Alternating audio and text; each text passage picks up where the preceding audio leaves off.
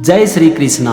आज हम समझेंगे श्रीमद् भगवद गीता के चौथे अध्याय का 26वां श्लोक। इस श्लोक में भगवान श्री कृष्ण अर्जुन से कहते हैं, श्रोत्रादीन इंद्रियाण्यन्ये संयमाग्निषु जुह्वति शब्दादीन विषयान्य इंद्रियाग्निषु जुह्वति।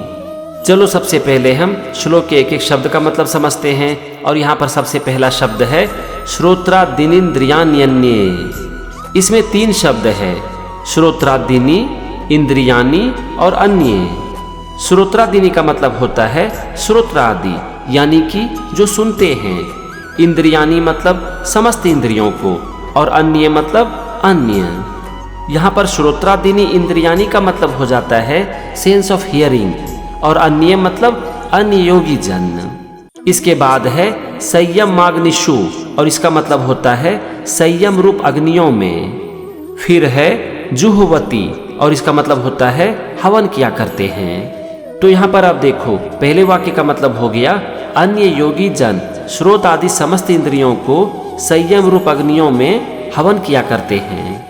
यहाँ पर इसका मतलब है कि कुछ योगी जन सेल्फ डिसिप्लिन की अग्नि में सेंस ऑफ हियरिंग का हवन करते हैं। कहने का यहाँ पर मतलब हुआ कि ऐसे योगी जन इतने अनुशासित होते हैं कि वो क्या सुनते हैं उसका उनके ऊपर कोई असर नहीं पड़ता है। अब हम आते हैं दूसरे वाक्य पर, और यहाँ पहला शब्द है शब्दादीन विषयान्य। इसमें 3 शब्द है, शब्दादीन, विषयान और अन्य। शब्दादीन का मतलब होता है शब्द आदि यानी कि साउंड, आवाज।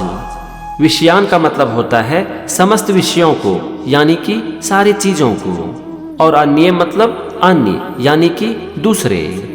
इसके बाद है इंद्रियाग्निषु, और इसका मतलब होता है इंद्रिय रूप अग्नि में। और अंतिम शब्द है जुह्वति, और इसका मतलब होता है हवन किया करते हैं।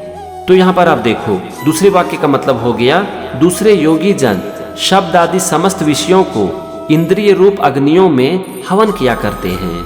कहने का यहाँ पर मतलब हुआ कि शब्द को और सारी चीजों को इंद्रियों में हवन करते हैं।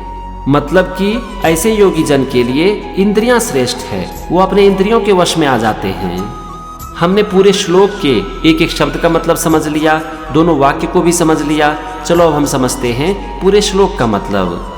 भगवान श्री कृष्ण अर्जुन से कहते हैं कि हे अर्जुन, अन्य योगी जन श्रोत्र आदि समस्त इंद्रियों को संयम रूप अग्नियों में हवन किया करते हैं, और दूसरे योगी जन शब्द आदि समस्त विषयों को इंद्रिय रूप अग्नियों में हवन किया करते हैं। चलो इसे मैं आपको थोड़ा आसान भाषा में समझाता हूँ। यहाँ पर भगवान श्री कृष्ण कहते हैं कि कुछ योगी जन इतने अनुशासित होते हैं कि उनकी इंद्रियां उनके वश में होती है, और वो क्या सुनते हैं यानी कि किसी भी शब्द का उनके ऊपर कोई असर नहीं पड़ता है। और कुछ ऐसे योगी जन भी होते हैं जिनके लिए इंद्रियां सब कुछ होती है, वो इंद्रियों के वश में रहते हैं, और वो जो सुनते हैं, वो जो सारी चीज़ों के बारे में सोचते हैं, उससे वो इंद्रियों के वश में आ जाते हैं।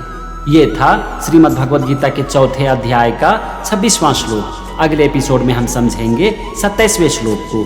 तब तक के लिए जय श्री कृष्ण।